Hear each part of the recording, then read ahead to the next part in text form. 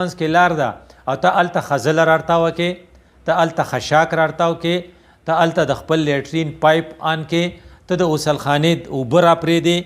او په دې وخت کې یا ته فروټ دې خوړلي او د کیلې پوستکي رارتاو کې. دا ټول څیزونه چې دي دا ته ګاونډي له تکلیف ورکې او ګاونډي له تکلیف ورکول انتهایی خطرناک خبره ده. که ته په ټرین کې، په بس کې او یا په فلاینګ کوچ کې ناستې او ته سګرټ ولګې، نو ستا سره چې په سیټ کم کسان ناست دي دا ټول ته د دې اذیت رسیږي. که ته ټلیفون باندې په زوره زوره خبرې کې او د دې ځای نه چېرته لا جنګ دي شي او لا کنزل پکې کې، نو دا ستا سره چې په سیټ کم کسان ناست دي دا غریبانان تنګ دي، تا ته څه ویلی نه شي، دي له تا اذیت ورکې او تا ته پته ده چې ګاونډي له اذیت ورکول انتهایی خطرناک دي.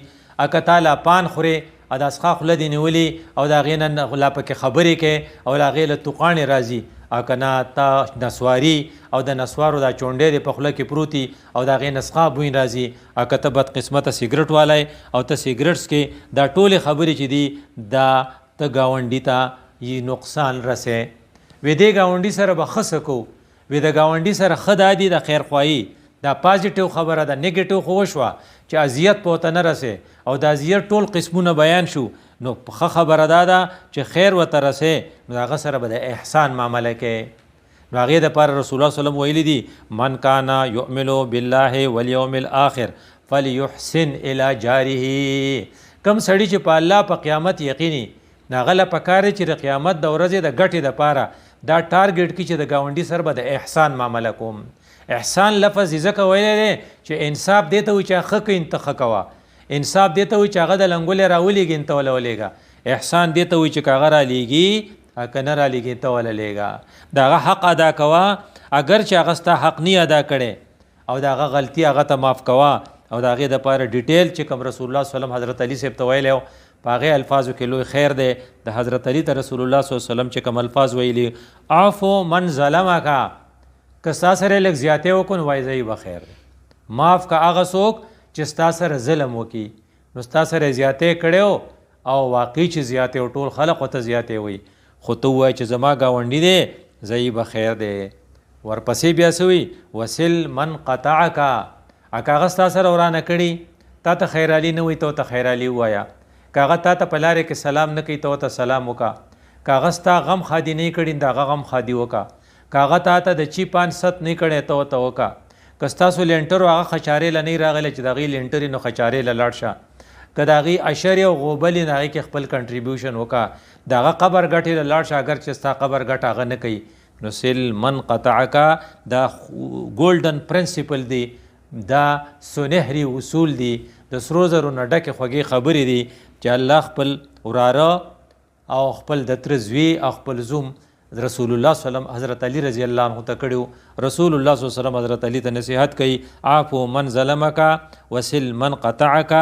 واحسن الی من اساء الیک. بیا کلیر کړی ده چې کوم سړي ستا سره بد کړي ته وتلی وې خیرالی درته نه ویلي، ستاسو وادو په عین موقع باندې ته په ډاګه پرېښی وې، خو چې کله د هغو واده د هغه وي د هغې سره احسان وکړه سپیشلي د خلقو سره چې هغه ستا سره بد کړي. وقل الحق ولو علی نفسک، او حقه خبره کوه اگر چې تا ته په هغې کې تکلیف وي.